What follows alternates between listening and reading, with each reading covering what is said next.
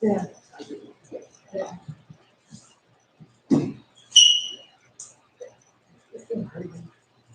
It's like a tennis game.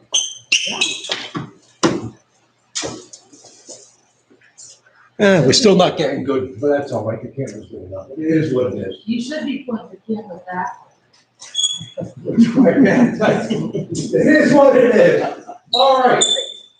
I can call to order the special Board of Selectmen meeting, but it's a tri-board meeting with the Board of Education and the Board of Finance. So I think all these meetings in order. It's September 29th, 2027 p.m. The Selectmen are Tom Raines and Mark Reed, who do the illegal taking the minutes. So you're joining me in the pledge of allegiance. To the flag of the United States of America, and to the republic for which it stands, one nation, under God, indivisible, with liberty and justice for all.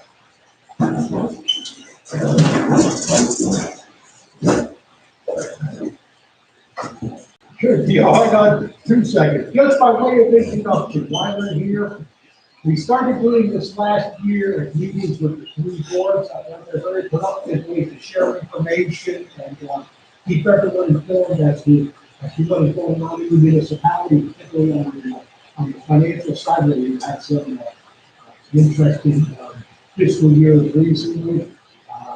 It was voluntary. When I started this last year, we had one or two, and then COVID hit, and we put it on hold. But one of the things for that last audit, there were some deficiencies that were identified by the auditors. And part of the corrective actions identified to be implemented by both the municipality and by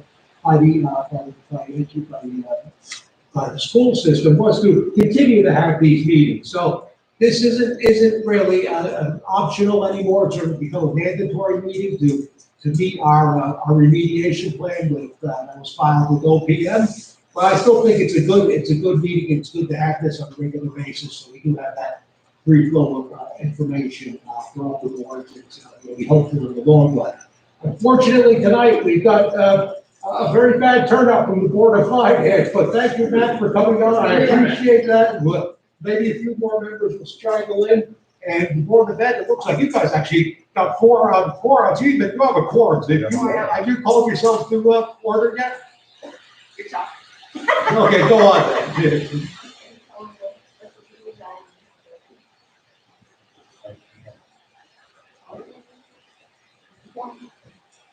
Fantastic. So, on that note, I would just like to say on my agenda, it's fairly straightforward. I see Steve's agenda already, but it's essentially the update of the BOE finances fiscal year 1920 and 2021. And yeah, Steve's pretty much says about the same thing as mine. So we're all on the same page with that.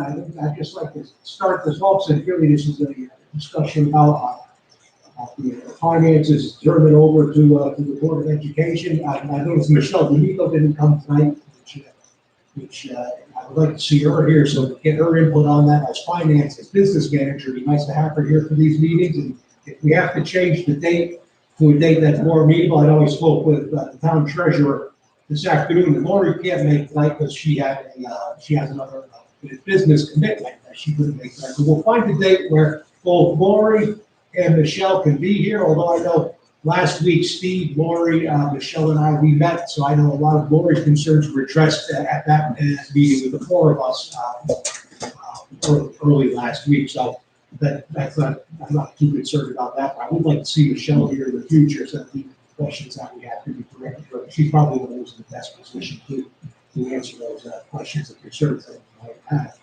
On that note, let's see.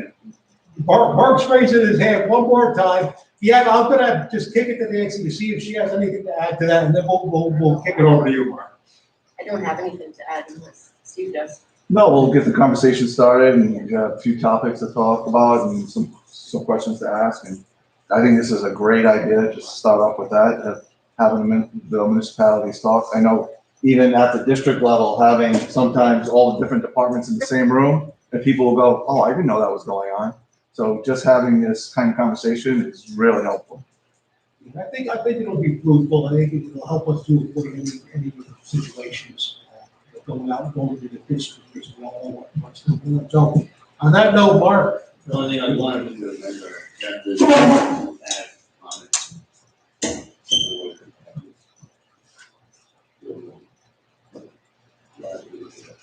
okay, yeah, that's fine. To me, that's already included with update and review of BOE finances. I sort of include that in that, but yeah, so I would, from my assumptions, that update and review BOE finances for 2 fiscal years, that actually includes comments and questions from us. Yeah, that's part of the review process. All right, Matt, do you have anything to add, our one board of finance member? No. No. Once the kids will find a way they are. Yeah.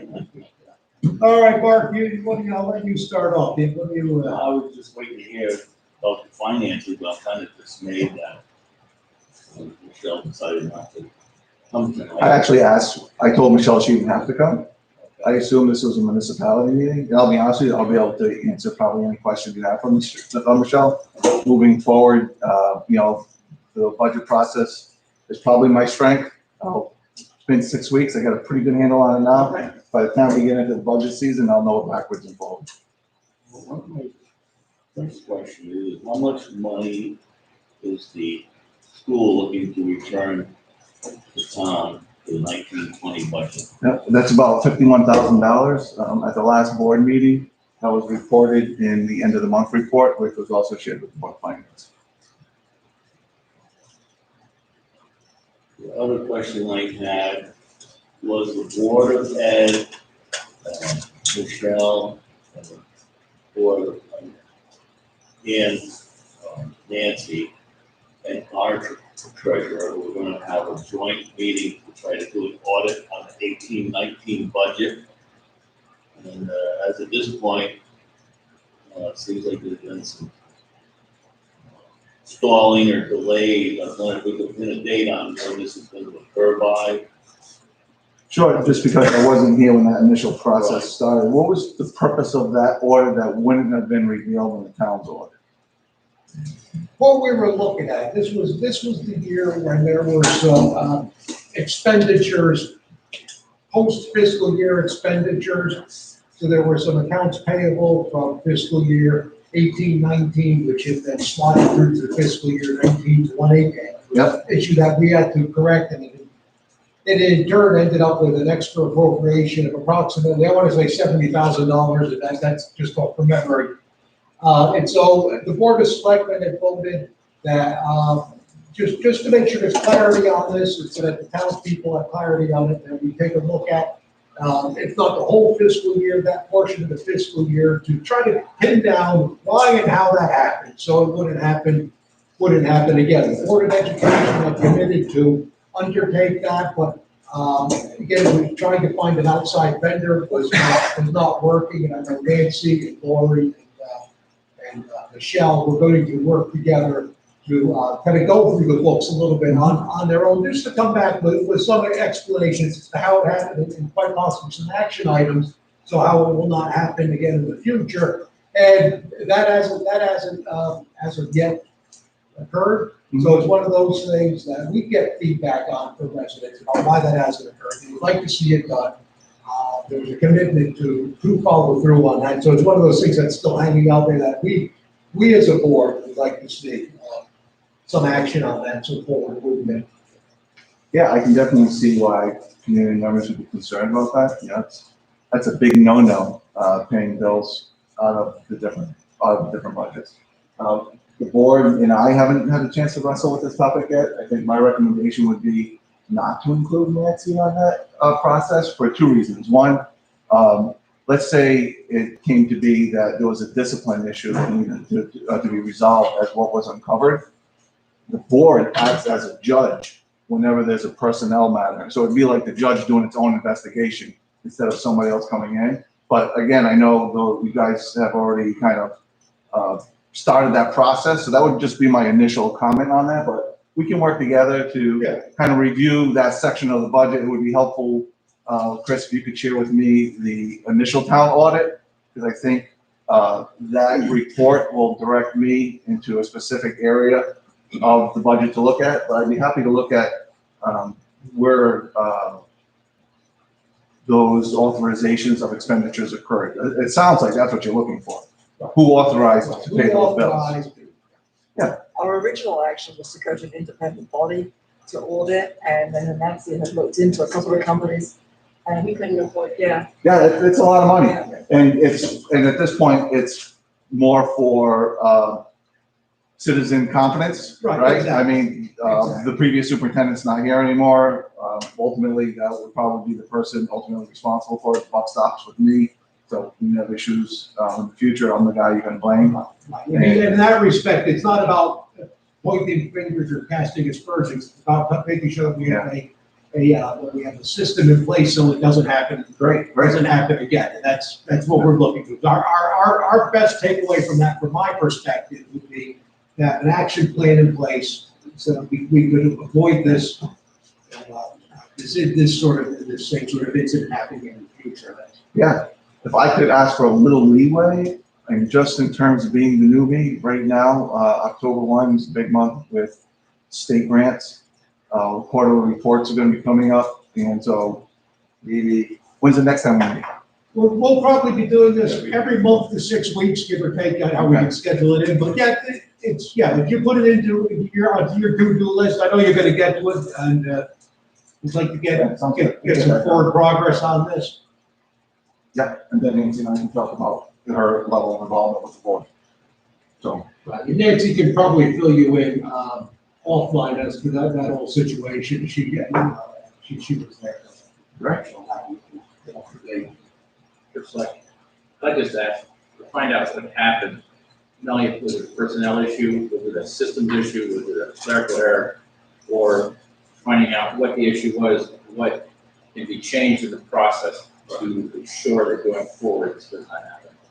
thank you, I appreciate that. I think maybe some of the parties involved more, so it was just basically to address that. Yeah, And we've been trying to get this, and it just seems like it's getting small. It's been hanging out there for a while.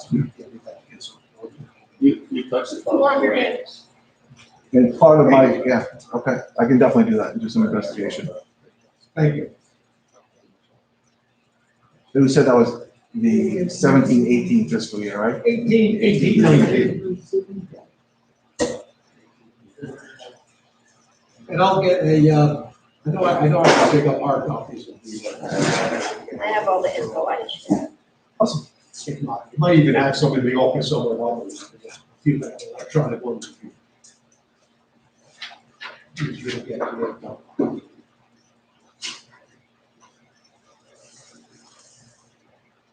So you got something else on your list?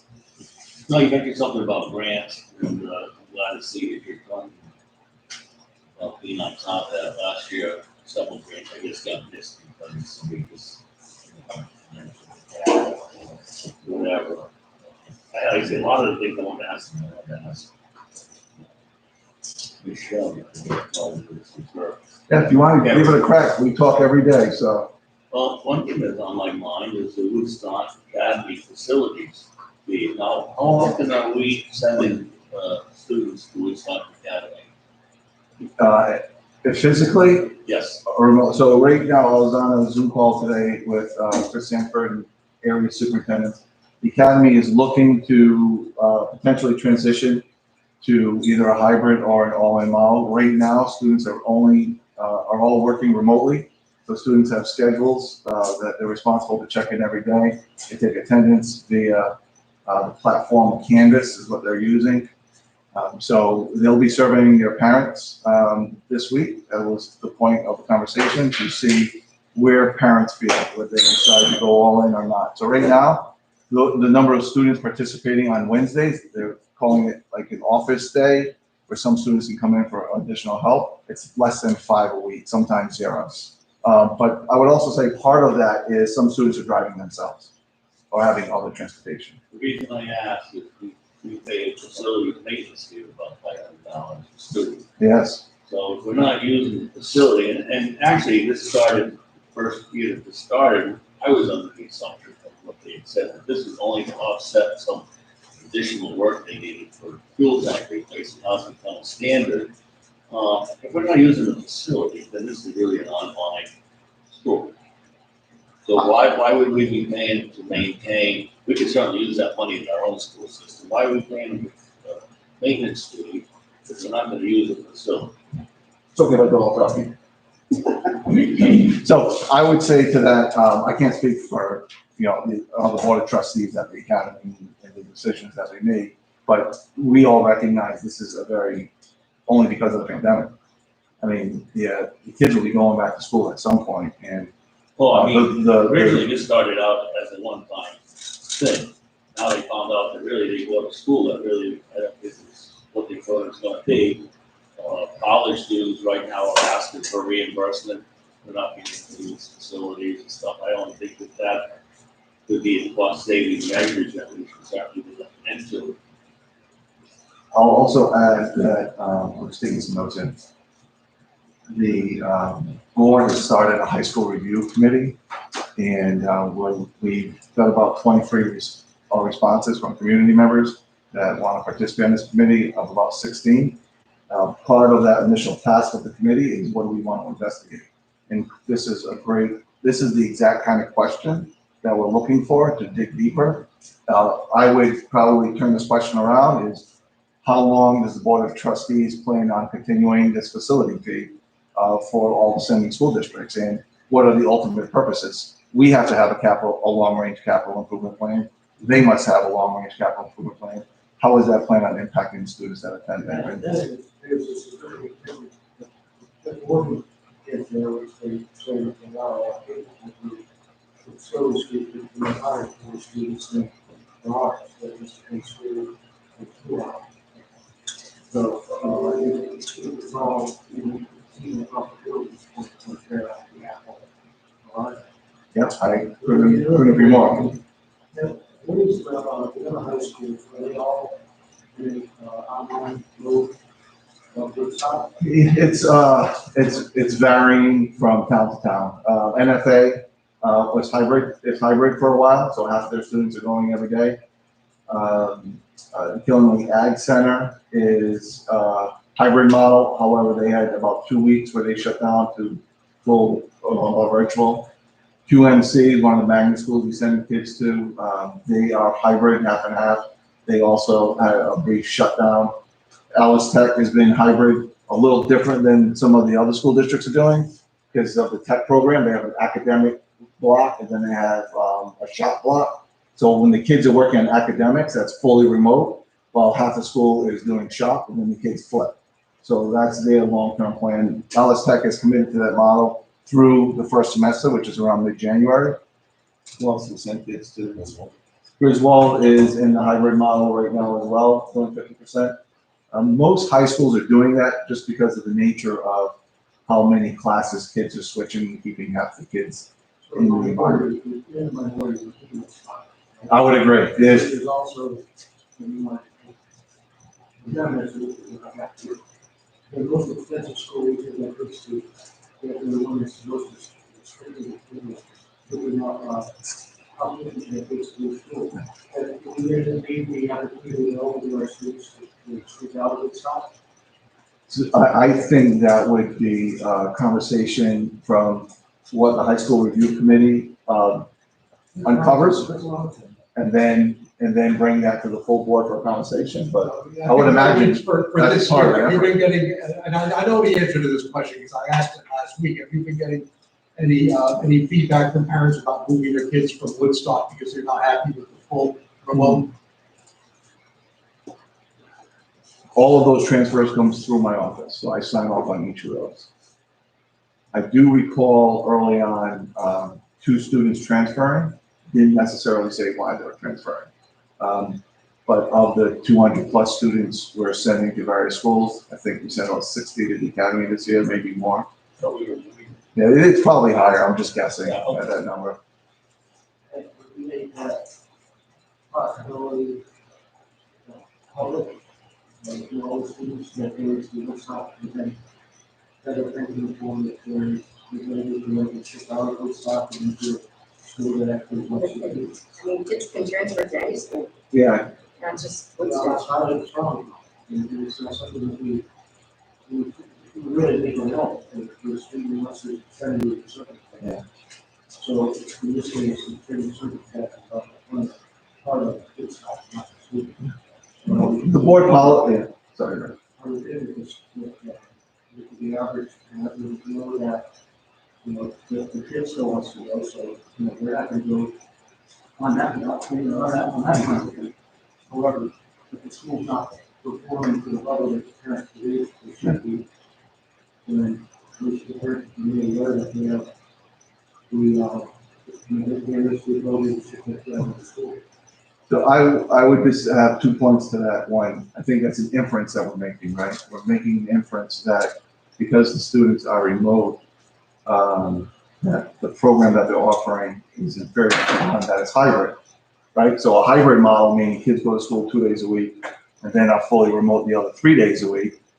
A lot of schools have challenges on what those other 3 days look like, right? So I've been familiar with what the academy did in March. And I have no skin in this game, right? Whether I go to the academy or not. So I don't want to sound like I'm defending the academy. I'm just trying to explain what I know of the program.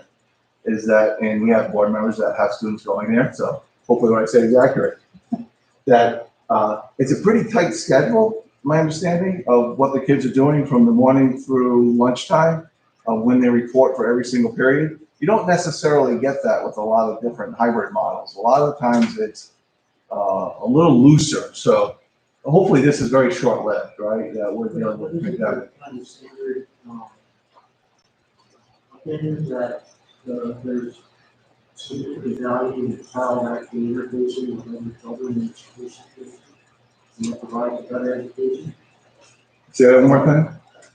From what I've heard, the emphasis of getting school open is that education is better. Absolutely. There is no substitution for direct instruction. Well, I agree with all the people, that's all I'm totally on tell. It doesn't meet what our requirements to will be chosen for school. Hmm. You know, if we were involved in the decision-making process, which we never are, it all kind of gets shut down our throats when we recognize. But, you know, I might have a different opinion of this, what we have been able to have that conversation.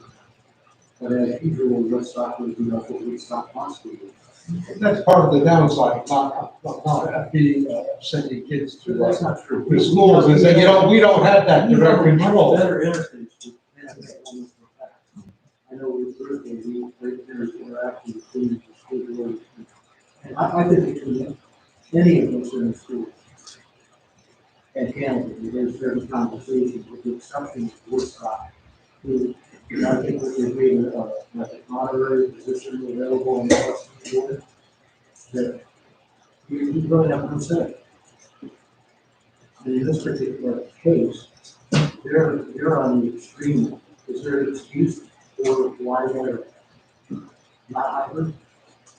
They felt that meeting the 6-foot requirement was a priority that they couldn't adhere to, is my understanding. So I'm on weekly conversations with, many superintendents, just kind of sharing their concerns. I did not get a statement from the Board of Trustees of saying why they made that decision or the head of school. So, as part of Again, it. Yep. That's kind of right along that framework. So what I'm hearing from both boards is this is a priority, right? That the board take a look at these schools, which the board has definitely created that committee. It's today. Why are they making these decisions without us? Without input? No, we're not even being solicited in the college. Where one person says, hey, what do you think? We're not even getting that. It's like, here's the way it is. Here's your bill. As a sending town, right? So it's not that way with the other schools. And, it just gets, we get further and further away from this stuff. Nobody seems to be acting it. What input do you get from NFA and Griswold? I'm sorry? What input do you get from NFA and Griswold?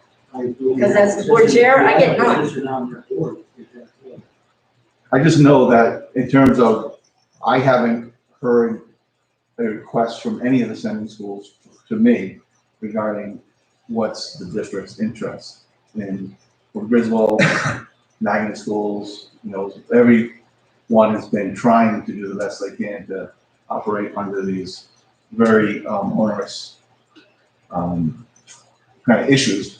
But I hear what you're saying, right? You know, this is a top priority to get a better understanding of that relationship with the academy. There's been, we talk about, we're having a conversation with them as to, how are our kids very, Mhm. this is, when all that stuff happens, we're very little. This is, Woodstock being as expensive as they are, particularly leaders on all fronts. You guys disagree with that? I mean, if you pay more, don't you expect it? I think you treat it like a customer. Yes. And to me, it's like, we're talking. Well, it's just, the facilities maintenance fee has nothing to do with tuition, so even if they say they're academically, they're fulfilling their goal, if they're not using their facility, and we already paid, I wouldn't sign the check, if two other people did. They've already got their money for the year for the building that we won't see in for 3 months of last year. I think we should have gotten compensated, and that money could be used in our district instead. So even if you don't want to argue one point, there's still another one. You were paying for, like buying a car with no tires on it. You know, if we can't use it, why are we doing it? Why do we even enter into this? This has become a standard thing. Here's your tuition. Oh, and by the way, don't forget, you get $500 a kid for facilities fee. That's unheard of. I think that was what, about 46,000, this year, 48,000? You're not talking on top of that. Initially, we looked at the story that it's, the police fee attention, and that because of the kind of relationship the county with Woodstock has with Woodstock Academy, they did not want to adjust the full scale funding to the root center, so we needed to offset that somehow. So they were going to do a one-time deal where they would split up the cost between all the other schools. And send it to us. And they're going to take care of it. Many of us said that, right, that's a school on the line, this is what you do, we never get that. So we're expecting to see that from, here's all, and the kids are in our schools, so we'll continue. So, we opened that door, we had no really, Yeah, there wasn't, it was either, the response wasn't, you don't pay, you don't have to send your kids here. It's essentially, Chris said it nicer than that, but it's essentially what it was, so. Nice word, extortion, but every town was hit with the per capita, every sending town. That's not a tuition. Personally, I understand that it's not to look better, we have great all the schools or so it's all with the kids, it's a great school, we have a swimming school. However, you have to cost. So if we do that, the performance ought to be there. And maybe there are basis, we're not seeing that in terms of any of what's going on. You look through in the process. We had a meeting, they were coming to our board meeting, and it was canceled because of COVID. They were coming to our March meeting. COVID hit and they couldn't come. Did they send any kind of memo or? No, they were coming in person to present it. They did not send anything. COVID happened. So, Okay, COVID happened in March, this is not all. COVID. Yes, they didn't send anything. Just said, answered your question, they didn't send anything. Yeah, it sounds to me like there's going to be a board that's going to review high school, sending school. with community members. With community members. So, I mean, I guess we've highlighted the concerns about this stuff. Highlighted that there's some issues.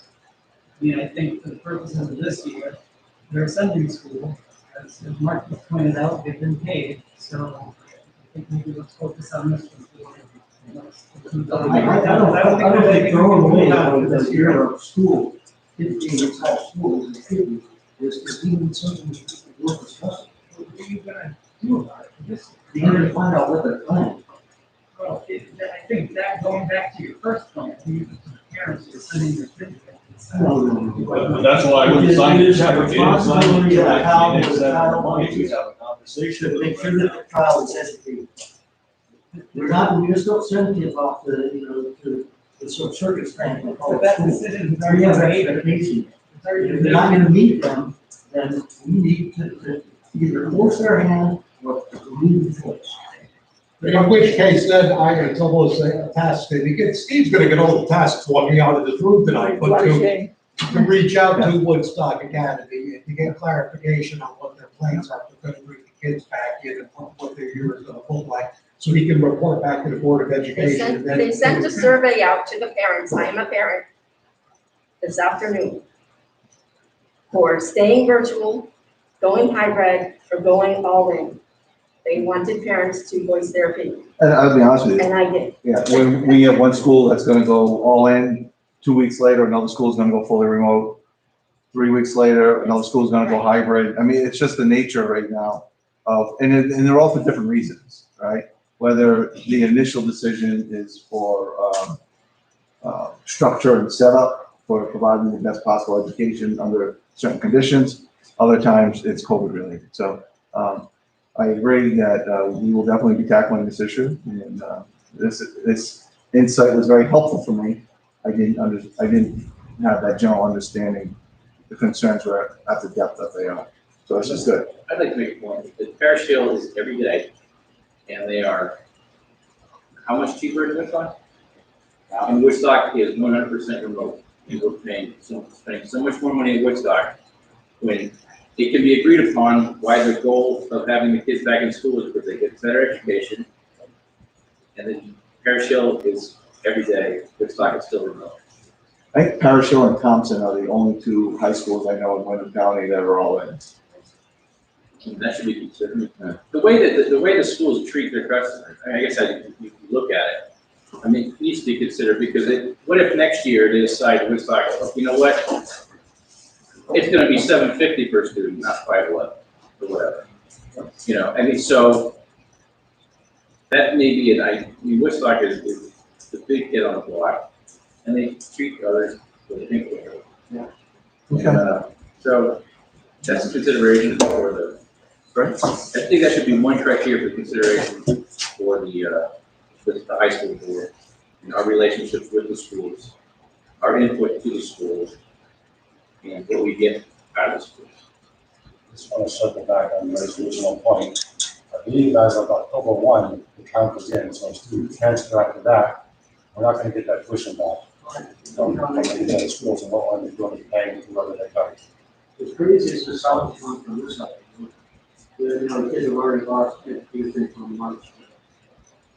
They're in the school year, March 15, and now they need to be in a public school since whatever to today. So even the responsibility is still there, regardless of whether we have to pay partial commitment for the year, Woodstock, whatever. I mean, I think the parents and the council, to give them the opportunity to make their voice heard on that. Hey, the first question is, keep the heart in mind. Number one, we got a place to force them. Because then they were liable for them making that decision. And I don't think that's from a legal standpoint. But anyway, but they should be in line with other commercial schools. There should be some consensus among the schools that at least some portion of them are in normal, so hybrid, whatever. And then if I look to the board of the high school, I really think that communication between our school district and those schools, especially when it comes to curriculum and expectations in terms of foreign languages, social studies, consumer sciences, and all those other things that, we don't have that kind of communication. I know that, it's already, it is, there's some So maybe in that direction, I'm not sure. But that's the whole, if we can't have them in our schools, we have to know that the education and the student is acceptable to the other person. Not if you can see that. And Gray's point is very valid in communication. We need to know. Although now we're talking board, that isn't more board than one board of ed community, but we really need to know as a municipality how our children are performing in these different schools. A, we can come back and either tweak what we're doing here to make them better prepared, or B, make rational decisions based on results. I think it's what is it, you guys, the buzzword piece of public world, or data-driven decision making. So we can actually have the data to push those decisions, to make those informed decisions. Communication is key in that respect, both from the schools we send to, back to us, but also from us to the schools that we send to. Either way, it's something that is worth. Absolutely. Well, it's interesting that all this is being brought up because that's exactly what this high school teaches. All of us. So you did Katie and I sat down. And these are a lot of the things that we brought up. There's lots of all of the things from all of us, how they're performing, what the kids are doing, what their skills are, how they're doing once they graduate. We want to make sure we're getting our money's worth for each student and make sure that they're going to be productive citizens when they graduate. Which is the most important thing. Now, has Matt invested in a Teflon suit for you, so when they start throwing things at you for being on that committee, it'll just wash right off? I'm a deputy. The other part of that is, I look at it from, we're looking at the budget, whatever, all that process. If you guys were to us with a new region, or a region, or whatever you think it's, if you're able to say, when you send that kids to, let's say, Thursday, and the Google says that our kids are below average in reading. Big scheme of things, making up, Yeah, of course. you say student reading, or whatever, is the state average in terms of level of reading. So how our kids are a little bit below average to the average school. That's different from being average in above average school. No, absolutely. Yeah. And then you pass that on to say, we've been advocating for, the reading coach. Reading interventionist or whatever. And if we were able to implement that, we could get X number of FTE for, individual coaching skills to get, whatever. You know what, easier to explain about this and stuff, that's how we have some real, real people. And, I'm just saying that from the standpoint of, whatever you guys look forward to, that's what we got to. I think that the people saying you want whatever, you want the education, help us solve this. And the next, help us inform citizens what to make the best. 3 for 3. What's your next question? I'm gonna beat this one to the death in a moment. So we're talking about $50,000 for us, not a big deal, but in the last week we had here, we heard that there was several wants, like Waterhead for some part-time help or whatever. These $50,000 that are laying out here is the money to do that.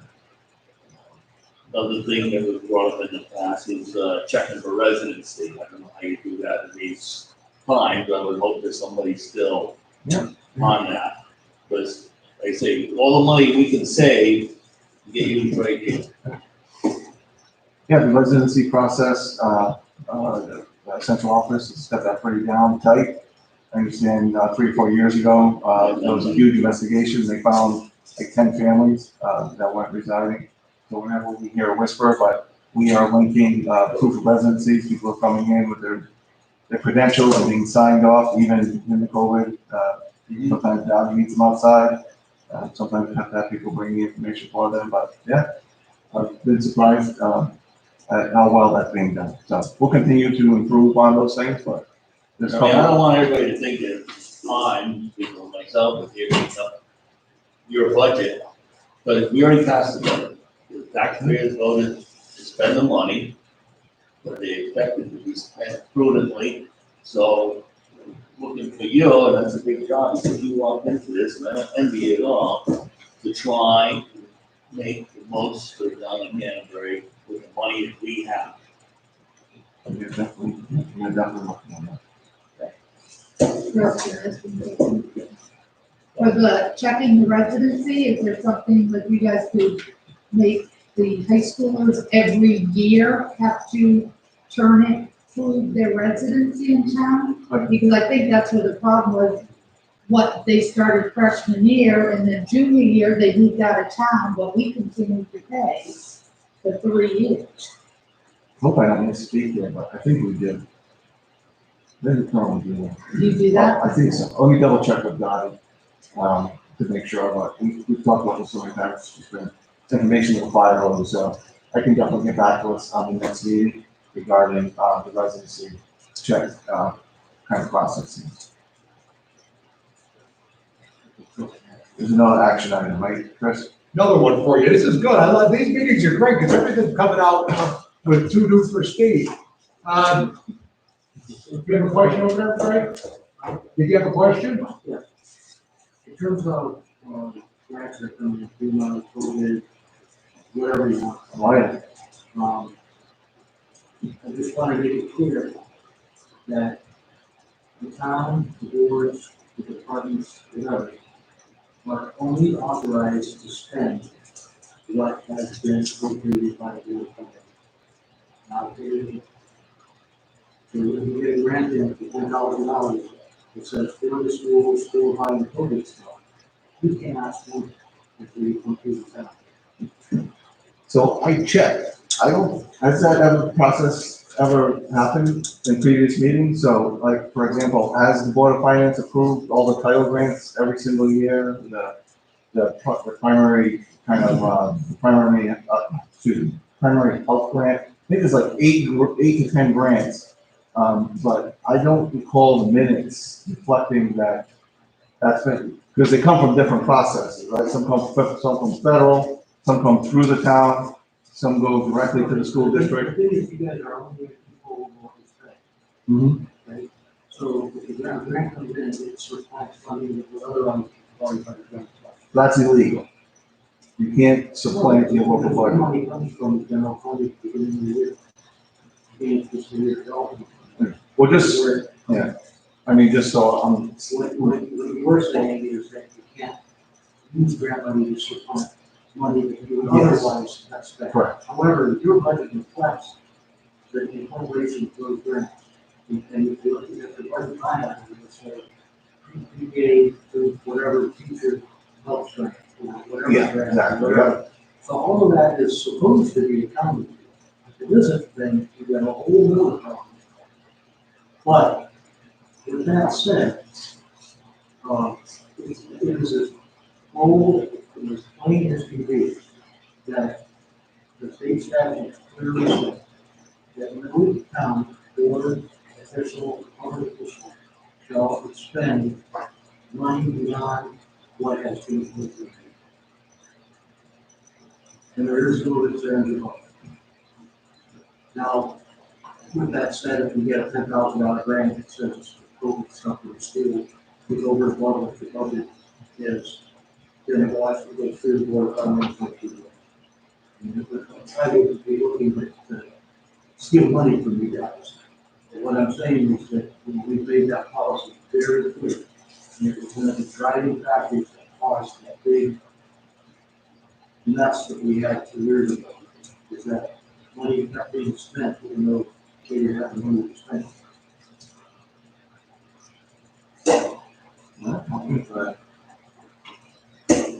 But, you know, there should never be, because I understood it in the years, those type of grants don't do it this year.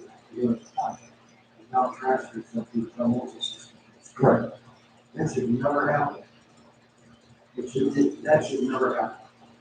The money should go into the general fund because it's already come up and down the street. So that transfer of funds, there is no mechanism that allows that to be automatically done. The only money is going to be moved around and if we The general fund and the school district is total. Means that they put in their functions. And state board of selection is for a minority. We can't really defend the minority without approval. I'll look at the nuances of this. I've been doing it for 7 years. You know, new to me. For 6. Then I'm just saying, new to me, so I want to look into it. All in the same items that we do, but want to go through the same thing again. Yeah, I'm just saying. We have stacks of people from state's attorney, from state board of education, personnel, and any district. The state of education. And, which is every time, I'm not saying we're always right. There are some things that are so high, that even non attorney can read it. But I guarantee you can find an attorney who will say, oh, no, Of course, yeah. so it's for the school's government. It's true. And that's the mechanism. The mechanism, we have to work. Well, essentially, for clarity's sake, if you guys have been up on board to kind of processing it through, and I don't want you to understand, but processing it through so that you can look at and coordinating and pass it along. You know, it doesn't go all the, it isn't the power structure. Saying, we've done your thing. Yeah, no, I'm not worried about that part. You know, if you guys come to us next year and say, well, we need like Chromebooks. Like, when you find, you know, the reality was that you bought 500 Chromebooks, we had to scrap last year. If that were to be, to go through without us having any idea of the big transfer, you would have no way to provide oversight. So that, you know, that's an extreme case, but That's all we transparency. see it. And I mean, we have increases in expenses on the school side. Instead of looking at increased spending in other areas, we maintain the spending capital above the 500 money. Until the end of the year, we have nothing else to do. So there was actually came in, and of course, that school year, that, you know, should have been applied for their deficit, not for the new company. And in fact, Steve and Michelle McGlory had a conversation just last week, we're talking about revenue items and how we came to there's certain grant items that people can revenue. What comes into the general fund. And as we straighten all that out, how we do our accounting, how we do our, how we account, how we do our budgeting processing, and how we put certain revenue lines, adult land and excess cost sharing, and things like which come back to the town. So, yeah, again, I think it's okay, be new to the process and working its way through. Now, since where the whole focus of tonight's meeting is finances, I would just like to say, it's not all about the man, I just try to give an update where we stand. Those that went through the finance meetings for the budget process, obviously one of my concerns that I have is going to be our revenue collection and seeing how much we're going to come in and the rate of collection. And we did better than I expected. I always figured prepare for the worst and be pleasantly surprised rather than being surprised with a sack full of anyway, so we had about 42% was what we were taking in up to September. We're on 8% down, so our revenue was pretty good to maintain our operation. It got to a point where we couldn't fund our operations. I noticed with the deferment expiring in October, we've had more people coming in to pay their taxes the past couple of days, and that's going to continue for through October. And so that was good. So we avoided that. We avoided that bullet, that worst case scenario, which was nice. Federal yards is half. Better to do the problem. Yeah, It could get easier. it should. And we've been on a sort of I'll call it a soft spending freeze. You know, you have to spend to fund operations, certain things you have to buy, but we've been taking a close look at every expenditure here on the municipal side, just to make sure that we've been playing on our budget. And so far, so good. And just as a note, we were the last town to pay the Department of Health their first half of their annual dues. It was duly noted that Sue Starkey had put my picture up on the wall of her office and was throwing darts at it, but I figured she was okay. She told me that, and I said, you're doing fine. Everybody else paid. We got plenty of money for the time being. So we held back on certain things. We worked with some of our vendors, our bigger vendors, let them know we might be paying a little bit small, but it worked out well. Between the escrow money and the people who paid, starting in July, we did pretty good. We avoided that sort of financial crisis, which was nice. That was exactly what Pardon? We go after any, Interestingly enough, while it is perfectly legal to get a line of credit in the state of Connecticut, I could not find a bank that was going to go and offer us one. I had because the hair's gotten longer because of that. That's why, I figured I'd go for this look, it might help, but, they were more than willing to do tax anticipation notes. It's more expensive because you gotta bring in your tax attorney and go through all that process. But a line of credit, they weren't willing to run a line of credit for the town, which I thought that was interesting, but, I did have Webster Bank on speed dial because of the conversations I had with their municipal lending division. They said if you need it, we could probably get tax anticipation, those we could fast track and have something for you, in 10 days to 2 weeks at the most. But it looks like you need it, we could work with you. So I had them on speed dial, but I don't think we're gonna need that because our collection rates are healthy enough, we can avoid that. But I was surprised, because I would have thought that a line of credit would have been a no-brainer, but no such luck. Whether it's because municipalities don't want to ask for them, or because the lenders are feeling the pinch and they don't want to offer. I'm not sure which was the driver on that, but fortunately enough, we didn't have to go down that house. It's all good.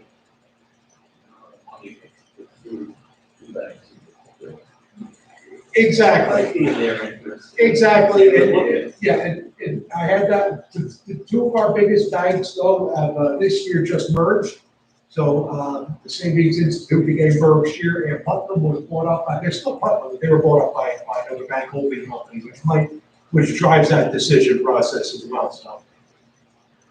We were lucky enough, we didn't have to go down that path, so. for those buyers that were kind of tracking the projections. Yeah. That's okay, I don't mind speaking. Yeah, no, my intention was to kind of speak to some of this tonight. I just want to make sure I answered all the questions that people had for us. So the process right now, October 1 is usually the enrollment cutoff. So a big part of our budget that's variable, I guess you could say, or the unpredictable piece, is the out-of-district placement for special education. That's no surprise to everyone in this room. So those bills have been coming in, so we probably won't know for another week or so as sending districts are finalizing what those counts are and all that. We are finalizing a lot of the grants. So this is going to be an unusual year, right? A lot of the things that we're trying to manage, and then we have the two major grants, right? So the first grant is the ESSER grant, which is $84,000. And then in addition to the ESSER grant was the Corona Relief Fund. So the Corona Relief Fund is about $144,000. However, it's very specific into 4 buckets that you can expend funds on. One is kind of PPE and the other one is transportation. This account was set up off of a survey that the superintendent randomly completed, not knowing they're going to be tied to funds. So that guidance has just come out. That grant is, the guidance on how to set up the grant came out about a week and a half ago. The grant building, the budget building process for that is due on October 2nd. So we've been spending a lot of time looking at that. So essentially the grants are stuff and not people. One of the things I'm going to include in that grant was the expenditure that the town made for the Chromebooks. So it's my understanding that the town submitted that through FEMA. And talking to some of my colleagues, FEMA hasn't been reimbursing our technology expenses in the FEMA request. I think that's a concern. So this would be a good opportunity for us, and I don't know the exact dollar on that. I think it was for 33 Chromebooks or something. About 13,000, I think. About 13,000. So So we're in the process of building that. What's unique about this grant is, it's through, DAS and OPM. So you have to submit your invoice of the funds you've already spent in order to get reimbursed. So very similar to what you would get in a building project, right? So that's a unique process. We're trying to flush that out. The grant still isn't set up in the system yet. So town hasn't seen it yet, nothing's been approved yet, but yet it has to be expended by December 30th. So we'll continue to give the Board of Finance and Chris those updates. In addition to that, I'm hopeful that some of those things that we normally would spend out of our local budget will qualify without supplanting, right? That's been no. Like hand sanitizers, every year the nurse buys hand sanitizers, so this is a qualifying expense. So items like that, we've had to make a lot of purchases just to get schools open, so we continue to do that. Don't they have tax on these grant values to, appropriate funds? No, we're not making cards for real funds. That's something we need to discuss with the auditor. We discussed the whole thing about grants already, but if we were to approve the additional appropriation, that would have to be education funding for that last few years. Effectively, force us to spend that amount next year, when that grant will be so, it's one of those. Yeah. So it leads me to, I think, one of the main points I was hoping to discuss tonight with each group, was in November, the board had passed a policy, first reading, so it's not official, on the option of asking the town for a non-lapsing account. So we just had a recent policy meeting. We thought it'd be a good idea to discuss it with this group first. I'm not sure if everyone quite understands what the structure of that account is. So a Board of Education budget has to be expended by June 30th. Whatever's left over has to be given back to the town.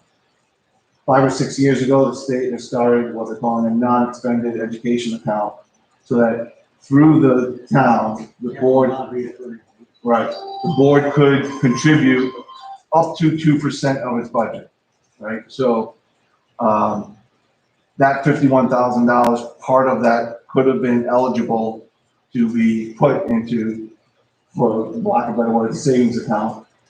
How that funds are expended is usually controlled by the board, but the Board of Finance makes a decision what goes in there. So for example, we would say this year, the board is requesting $24,000 to be deposited.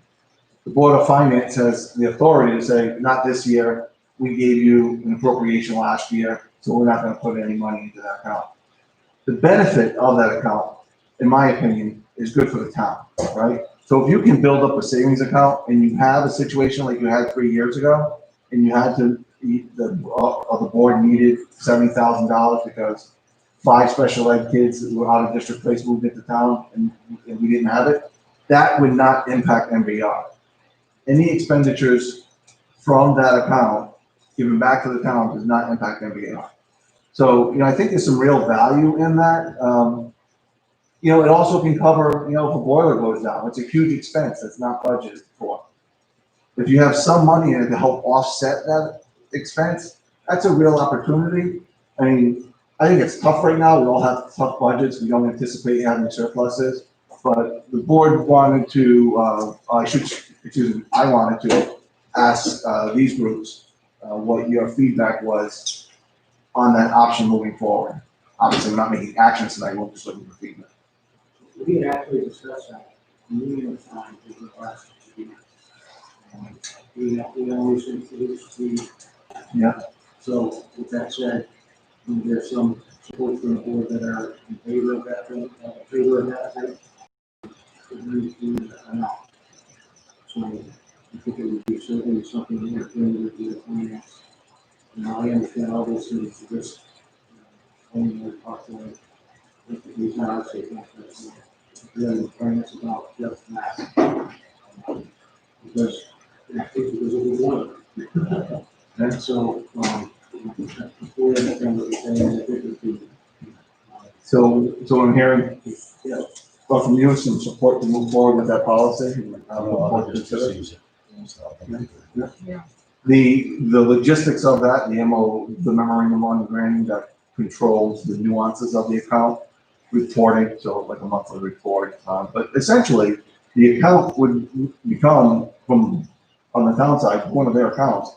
Because the board cannot maintain that type of account. So, yeah, that's great. I think it's a huge value to the community for those surprises that, there are restrictions on it. Like, for example, we can't say, we're not gonna budget for a paraprofessional next year, we're gonna pay for it out of that account. That's not allowable.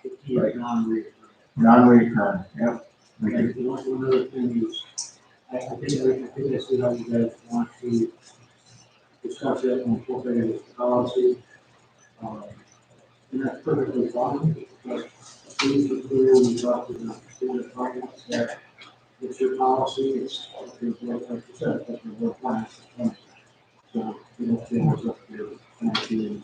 Force. Yeah, and that was one of the reasons we wanted to socialise it today. So we didn't want to pass that motion in the board meeting next week, and then come to the board of finance and say this is what we've done. And it really needed to be something that was socialised first. To go through It's boards. definitely something we have discussed in this, it's quite a lot of value.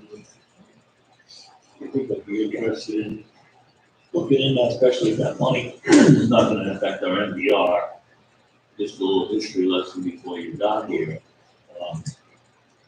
Not that many years ago, roughly 150,000 that should have been returned to the town and spent on a maintenance garage, which should have been in the CIP fund at that time.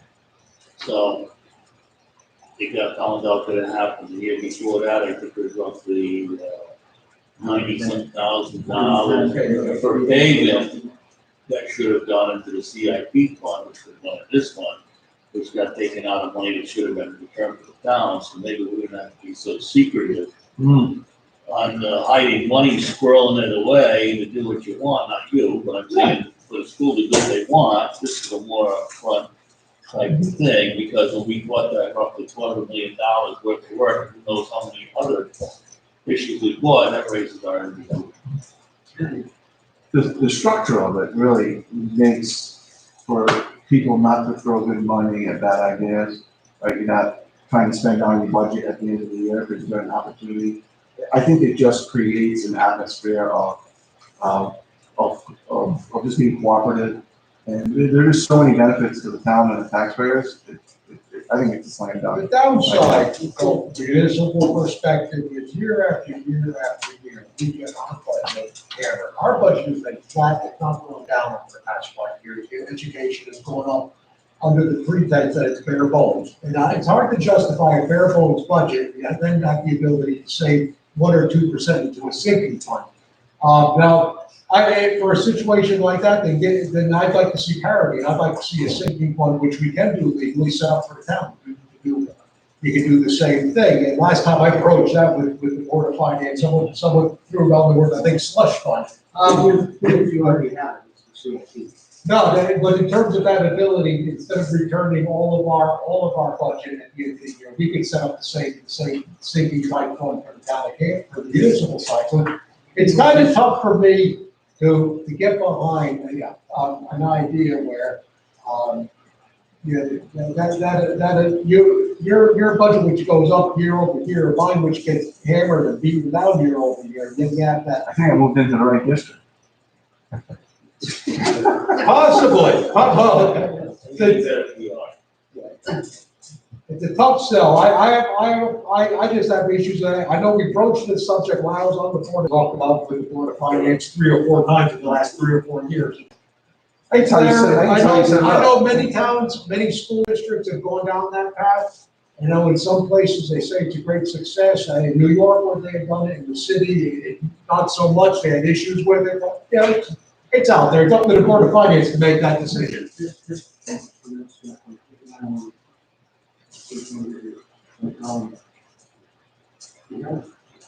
Education in that particular that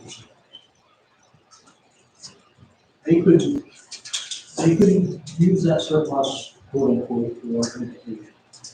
Not just the, so they were agreeing that they were back to the town, they have to see. The true, But what could have happened is that money could have been transferred into that non-real current capital improvement fund. That's very little. Good execution for the next fiscal year. And if it's done, whatever they decide to do with it. From the aspect of the town, any leftover revenue drops into the general fund. Which is your operating fund. Your operating fund that kind of stuff. You know what I mean? So I think you already have ample opportunity to put aside, the CIP is supposed to be money from students. Anything else is supposed to be budget. There's the board education, because of fluctuations, it's still the potential cost of it. You know, so it was 500,000 last year before that, whatever it was. Deficit for special education. And this year it's a $500,000 surplus. Is it going to back into the town? Yes, of course it is. But now we can look at our performance. And just watch it impact the town. You know, as the newbie in the group, one of the thoughts I was gonna ask, maybe not tonight, other night, but, you know, what are the hopes and dreams of Canterbury, right? And how can the school district support those dreams? Is the hopes to, you know, expand its commercial base? Is the hopes to expand its rec program? Is the hopes to have a stronger school system? Is the hopes, like, are there any long-range themes that, you know, have been discussed, or just kind of throwing things? I know the board went through a strategic planning process a year ago, was it? Someone was telling me, kind of looking at what that looks like. When I was hired, they did a strategic profile of the leadership that they're looking for, and I think what came through on that, on those surveys, was people are proud of this community, of the small nature, of people, everyone knows everyone. People are proud of how their teachers know all the kids.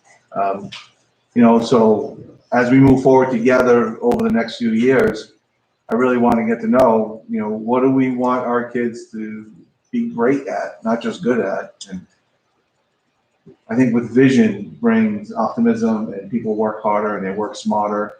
And I just think it's a good approach. So just gotta throw it out there for the group. Like that thoughts on that board, that people selecting, that really has more impact on that vision and board of finance. Board of finance, obviously, the money that needs to be given. So, with that said, I think one of our main priorities is planning. Not that, you know, to make sure that we have snowplows and workshop schools in the meeting. Instead of all of a sudden now we go out there and loans to take care of it. And as we've tried over the last 100 years, we haven't gotten there. That doesn't mean that everybody else is perfectly small, so we can still more money there. It means we're not realistic goals to put it up to them. The little steps that can't take for us to get make those steps that we should really do for time. If that way, I think that is successful in the plan. Maybe then, and aside from that, we have to always get the board of finance. Funds division. Nightmare. Yeah.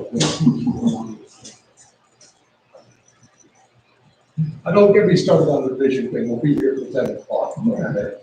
That's why I said it might not be tonight's conversation, but I think maybe at some point it's worth. I thought, there's other things that. Yeah. You guys probably heard about the plans. I would love to, let's do that industrial, or whatever they call it. If it's, so we have some person come out and completely supervise the valve to show it how we do it. And if it's measured security, after we got big decision, might have to do effectively, high school one, and be able to revise that. Most of our kids pretty much know because, you know, they're in the agricultural school, and it's how we farm, and know what that all about. But that still, I think, narrows the field of leadership. There's, and I know the school, and there's one job with that. on the body, carpentry, all those things. Not that we can obviously do that, but at least bring it back to some degree. Give a really bright spot during the day.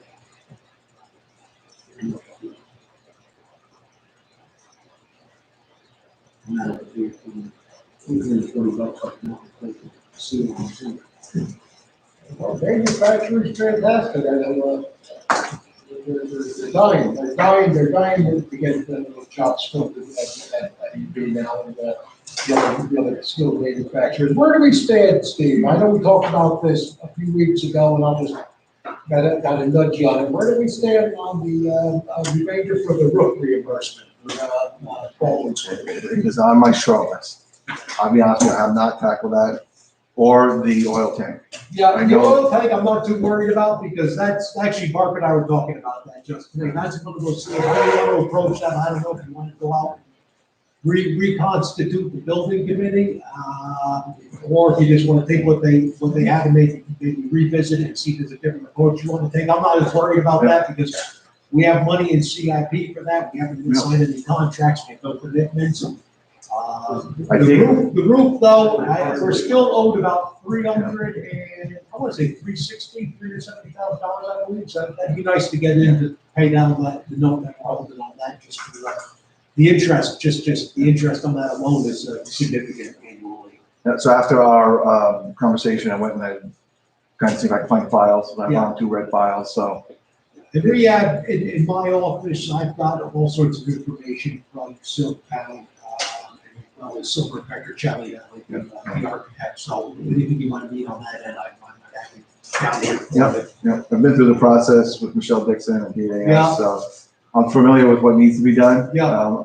They have a new online system, so my first task is to find out if they are gonna reimburse us based off the old system, or they're gonna make us go through of the new system. So we will definitely tackle that soon. That'd be great, because, yeah, that's to get that money over the public bank, we can re-amortize that whole and bring our payments down. And the oil tank, like I said, we haven't signed anything on that, so pretty much if you wanted to go back, and I know they reached out to the state about reimbursement, I'm not sure what's binding on that or not, or when that expires, but if you want to actually go back on that and start over from square one, that falls in your court. I recommend, Mark on that building committee, he's a great asset to bring in on that, but yeah, that's up to you. The last time I went to DAS to try to get an oil tank reimbursed, the first question was, do you have a violation? Yeah. And I said, no, we're trying to avoid a violation, that's why we have to get a reimbursement. And they said, sorry, it doesn't qualify for reimbursement because you haven't had a violation. Yeah, I know. It doesn't make any sense, but. Yeah, I know we were Welcome coming to up, I think DAS. what was pushing ours and then made it eligible is it was coming up to the 30-year time frame. So sometimes you just need some letter to get that ball rolling, so we can look into that. Yeah.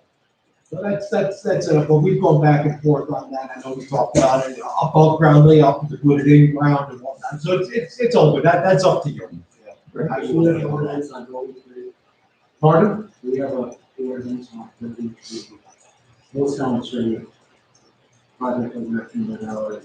We have a building committee for the oil tank. Okay. Yeah, and it includes Board of Ed members, I'm not sure which, Mark's on it, Tom Miller, I think, and I forget who else is on that. Who? Yeah. Uh-huh. Okay, was it Walt? So maybe it wouldn't be a bad idea to reconstitute that, maybe go back to square one, that's, I'll talk to Tom Milano. yeah, see what he's got to say. That's all I have for you. Good. All right, guys, gave me softball tonight, I appreciate it. This was gonna be like,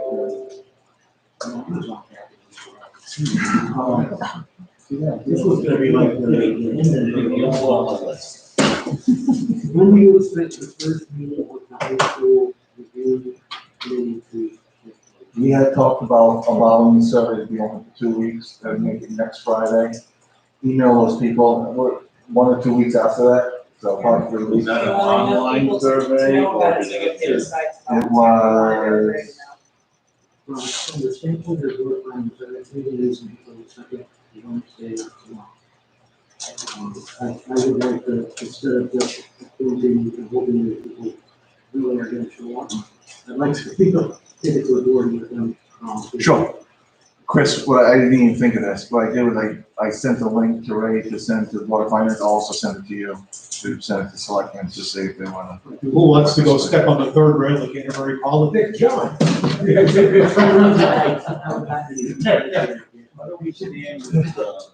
And I'll be honest with you, we have a lot of community volunteers right now at this point, so I think there were 7, last time I looked, it was 7 elementary, like 12 BMS, and like 9 community members. A couple people have emailed me questions. Yeah, And so, it's a tremendously important committee, because the long-term ramifications of what our education looks like, it's tremendous. The job they're doing is very important. I'm not gonna make light of it. It's tough to make those decisions. People don't have children that are in education. I mean, that's where the biggest opportunity is, that comes from. So, hopefully we represent it. But, you know, I think I know one person that really wants to do that. Right. John, do you have anything more to add? We want to do that today? You all set, The Ron? only thing I had is, I get weekly reports of it. Right. Weekly reports out of the central office. you talking financial reports? Yes. So when Chris and I met a few weeks ago, Chris mentioned that the Board of Finance and, the town's office would like those before the board's review. So I shared with Chris is we would have that conversation as a board at our next meeting on October 13th. And really, it's a board decision. You know, the board, my historical experience has been, and I'm sure you guys have had this conversation 100 times. The board would like to review the finances before they send them out to the community. So, Well, the biggest thing I'd like to see the reports get to the treasurer in a timely fashion, or she doesn't have to sign checks. Because that's what, we have a very poor time getting reports out of that central office. This has been going on for too long. Our treasurer is not happy. I'm not happy. They should be timely. They shouldn't be driven every month or every couple of months. right, It's unacceptable. those internal, right? So since I've been there, those reports have been sent time and time again. Right. So I don't think, and I know Lori and Chris and I, Michelle, had talked about structure, whether it's monthly or quarterly. I believe Lori asked for quarterly. The commitment now is quarterly because as Lori said, we're already 2 months into the fiscal year, so let's not do monthly, let's do quarterly. So she's expecting to reconcile the accounts on a quarterly basis. And then, once we get caught up, then she's gonna think about maybe going to monthly, but quarterly is better than what they've been doing now, because We, just so you know, we offer monthly. and monthly is what. And that's the Board of Finance. You know, Yeah, well, those are your reports, yeah, that's, reports to the Board of Finance. This is about There's no checks reason and why the balances. treasurer can't have those reports. Now, my understanding is the only kind of large investment is the Google, transfers between line items. Where, well, we certainly are concerned with that. If that holds up our ability to review those prior to a meeting, I can certainly do that now. And to think that it's a more, proportional, those are probably information. Policy I committee, understand the board wants to do the transfers, but the other stuff, I mean, by the time it comes out of your line items, well, that's sort of the conversation that Steve and I had last week was to see if we could get those rather because they meet on Tuesday, you meet on Wednesday, rather than having to go through that process where they're showing up with their finances and Wednesday morning, Wednesday afternoon, get them out like Friday. So there's time that the Board of Finance can review them before their meeting. And I think like Steve just said, he's gonna talk to the board at their next meeting about that. Hopefully they'll be amenable to freeing up those reports Our earlier. meeting is the second Wednesday. So, monthly closeouts, obviously, the second, it's the following month. So, It really shouldn't be an issue. So in my previous district, the board meeting was after the water finance meeting. So it was always, When is your first meeting? They go for the board of finance, whether, I would say every town has this conversation. So, we'll review it. I think there's a case on both sides, so we'll see what we can do. very good. Well, on that note, I'm gonna call it from a selectman's perspective, we're adjourned at, 8:27. Thank you. You want to adjourn?